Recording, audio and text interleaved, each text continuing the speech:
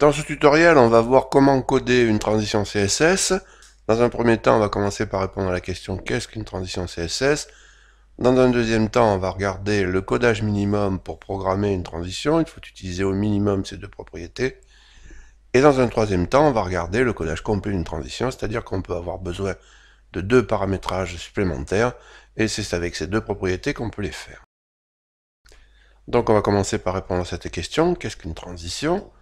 Alors une transition CSS est appliquée à une propriété CSS. Il s'agit de faire transiter la valeur de la propriété d'une valeur de départ vers une valeur d'arrivée. Ici on va faire transiter la valeur de la couleur du fond de la boîte de l'orange vers le rouge. Il s'agit de le faire lorsqu'un événement précis se produit. Ici, c'est au survol du rectangle qu'on va provoquer la transition. Et il s'agit de le faire en un temps donné. Ici, on le fera en 2 secondes. La boîte restera rouge tant qu'elle est survolée et elle repassera à l'orange à l'arrêt du survol.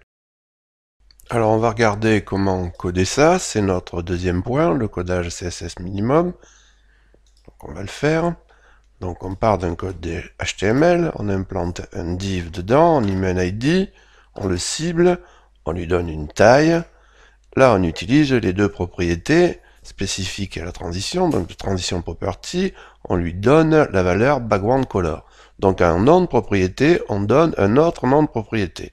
Ça peut être un petit peu déroutant au départ. Ensuite on utilise la deuxième propriété pour préciser la durée de la transition. Alors on continue en donnant l'état de départ, c'est-à-dire que notre fond de boîte sera orange au départ. Donc là déjà on peut évidemment le voir. Alors maintenant on va aller chercher l'état survolé de la boîte et on va donner l'état d'arrivée du fond. Donc on lui dit à l'arrivée la couleur du fond sera rouge. Alors maintenant c'est opérationnel.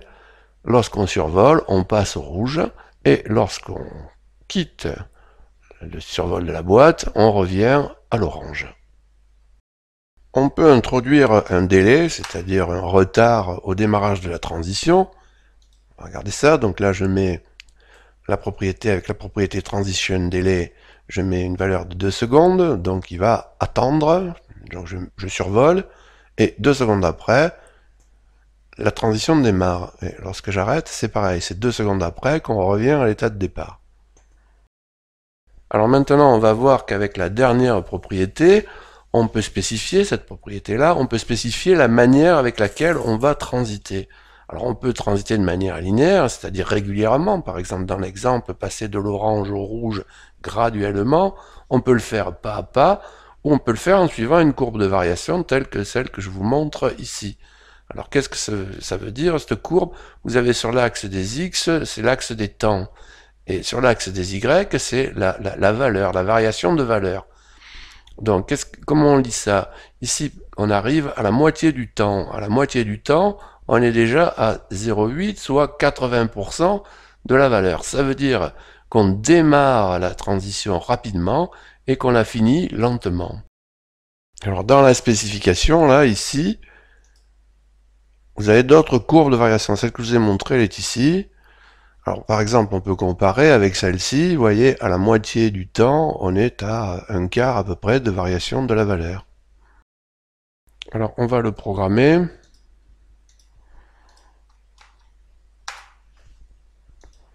Donc là, il y a le délai. Après, hop, une brusque accélération de la variation. Alors, c'est difficile à voir. Pour le voir, il faudrait comparer plusieurs valeurs. Bon, c'est difficile de faire ça dans un tuto de démarrage. Alors ce tutoriel est terminé, je vous remercie de m'avoir écouté, et je vous dis à bientôt.